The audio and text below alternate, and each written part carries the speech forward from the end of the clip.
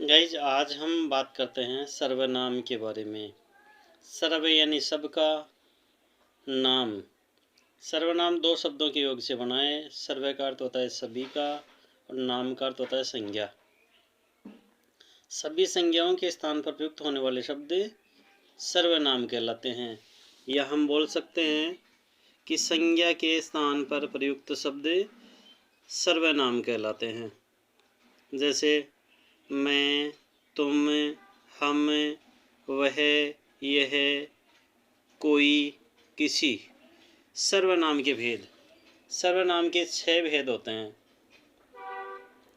पुरुषवाचक सर्वनाम, निश्चयवाचक सर्वनाम, अनिश्चयवाचक सर्वनाम, प्रश्नवाचक सर्वनाम, निजवाचक सर्वनाम, संबंधवाचक सर्वनाम। अब विभिन्न कंपटीशन एग्ज़ाम्स में और बोर्ड एग्ज़ाम में भी सर्वनाम एक महत्वपूर्ण टॉपिक है। तो इससे पूछे जाने वाले क्वेश्चन कैसे पूछे जाते हैं, उन क्वेश्चनों को एक्सप्लेन करने के लिए हमें थोड़ा सा विस्तार से पढ़ना होगा। पहले हम बात करते हैं पुरुषवाचक सर्वनाम की। पुरुषवाचक सर्वनाम में वक्ता के लिए, श्रोता के लिए और अन्य नाम के लिए पुरुषवाचक सर्वनाम का प्रयोग किया जाता है। पुरुषवाचक सर्वनाम के 3 भेद होते हैं: अन्य पुरुष, मध्यम पुरुष, उत्तम पुरुष। अन्य पुरुष सर्वनाम में वह, वे, उन्होंने और नाम आता है। मध्यम पुरुष सर्वनाम में तुम और आप शब्द आते हैं, जबकि उत्तम पुरुष सर्वनाम में मैं, हम, मेरा, मैंने आदि शब्द आते हैं। तो ये था पुरुषवाचक सर्वनाम। यहाँ प्रश्न पूछा जाता है, निम्न में से अन्य पुरुष है, वह, वे, उन्होंने, नाम, इनके स्थान पर एक कोई अन्य ऑब्जेक्टिव टाइप दे दिया जाए, या फिर अन्य पुरुषवाचक सर्वनाम शब्द है तो इनके लिए आगे वाले ये नाम ध्यान से पढ़ें।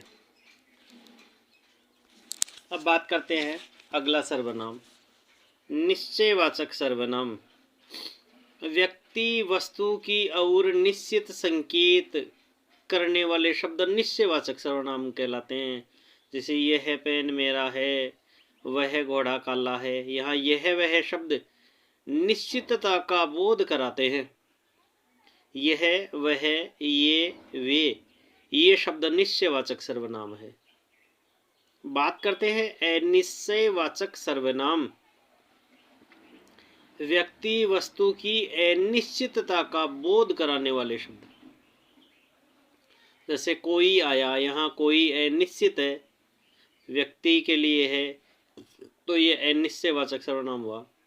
किसी ने देखा, यहाँ किसी शब्द अनिश्चयवाचक सर्वनाम है। दूध में कुछ गिरा, कुछ शब्द अनिश्चयवाचक सर्वनाम है। आइए चौथा भेद पढ़ते हैं, निजवाचक सर्वनाम। जिन सर्वनाम शब्दों का प्रयोग वक्ता अपने लिए, अपनेपन में प्रयोग करता है। हाल ही बोर्ड एग्जाम में इस तरीके से क्वेश्चन पूछा गया, जिन सर्वनाम शब्दों का प्रयोग वक्ता अपने लिए करता है वह सर्वनाम कहलाता है। उत्तर होगा निजवाचक। निजवाचक सर्वनाम के शब्द है स्वयं, खुद, अपना, आप। ये शब्द जहाँ प्रयुक्त हो वहाँ निजवाचक सर्वनाम होगा। अब बात करते हैं प्रश्नवाचक सर्वनाम। प्रश्न का बोध कराने वाले प्रश्नवाचक सर्वनाम कहलाते हैं। जैसे क्या, कब, कौन, कहाँ, क्यों और कैसे। अब बात करते हैं संबंधवाचक सर्वनाम। दो उपवाक्यों में प्रयुक्त संज्ञा शब्दों के बीच संबंध दर्शाने हेतु जिन शब्दों का प्रयोग किया जाता है वे संबंधवाचक सर्वनाम कहलाते हैं। जैसे जो, जिसे, जिसका, मेरा, तुम्हारा, आदि। ये था सर्वनाम का टॉपिक जिसे आप पढ़ रहे थे स्वामी हिंदी माला यूट्यूब चैनल से, और इसको बेहतरीन तरीके से एक्सप्लेन किया गया है।